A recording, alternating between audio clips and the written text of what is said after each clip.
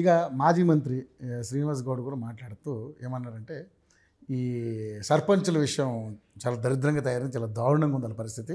13,000 కోట్లు సంబంధించినటువంటి పెండింగ్లో ఉండిపోయిన బిల్లు అన్నీ కూడా ఎవరి దగ్గర?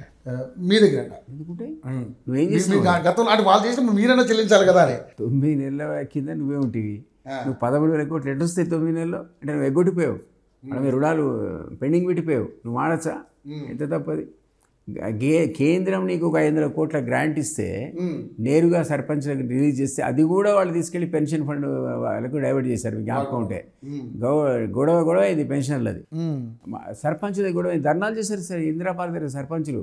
మా డబ్బులు మాకు ఇవ్వండి, కేంద్రం వల్ల ఇవ్వండి, మీరు ఇస్తారని మేము అప్పులు తెచ్చి పనులు చేయించాం, మీరు ఇవ్వట్లేదని మీరు సర్పంచ్లు ఎంత గొడవ అప్పుడు. ఇప్పుడేం లేదే సర్పంచ్ నాకు కనపడట్లేదే, ధర్నాలు రాలేదే. ఈయన పాపం అధికారులు 10 ఏళ్ళు, ఈయన 10 ఏళ్ళు ఉన్నాడా? ఒక టర్మే ఉన్నాడు ఆయన, 2 టర్మ్ ఉన్నాడు. మరి ఈయన మాడచ్చు అంత బాధ పోస్ట్ పెండింగ్ ఎందుకు పెట్టావు? అసలు ఫీజులు పెండింగ్ పెడతాయి, హాస్పిటల్ ఆరోగ్యశ్రీ పెండింగ్ పెడతాయి, తర్వాత ఆఖరకు సర్పంచ్ ఫండ్ కేంద్రం ఇస్తే డైవర్ట్ చేసుకొని జీతాలకు ఇచ్చుకుంటే ఆ రోజు జీతాల క్రైసిస్, పెన్షన్ క్రైసిస్, ఎవడిస్తాడు హాఫ్ ఫట్ అని మింగేసే కార్యక్రమం పెట్టారు. నువ్వు వచ్చి మమ్మల్ని ఎక్కిరిస్తే ఎట్లా? అందులో అవినీతి ముని ఉన్నాడు ఏడుదాకా. ఏదో మర్డర్ కేసులో కూడా ఎన్నుకున్నాను కాదు, ఏదో ఆయన మీద అటాక్ అయిందని దొంగ కేసులు తెలియదు, కావాలని అవతల వాడిని సప్రెస్ చేయడానికి దొంగ కేసులు పెట్టించాడు ఉద్యమ నేత మున్నూరు రవి. మీరు చెప్పి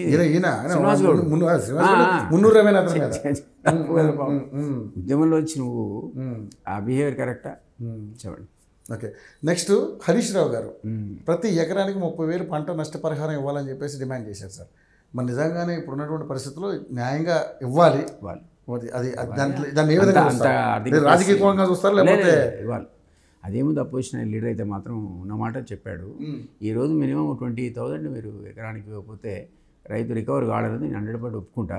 కానీ అది డబ్బులు మారలేవు, మేము చూసుకోవాలి. 10,000 బహుశా ఇస్తే సరిపోతుంది, అంటే మన పర్సు సరిపోతుంది. కానీ 20,000 తేవడం అంటే అది ఈజీ కాదు. But it is the call to be taken by the cabinet, మనం చెప్పలేదు.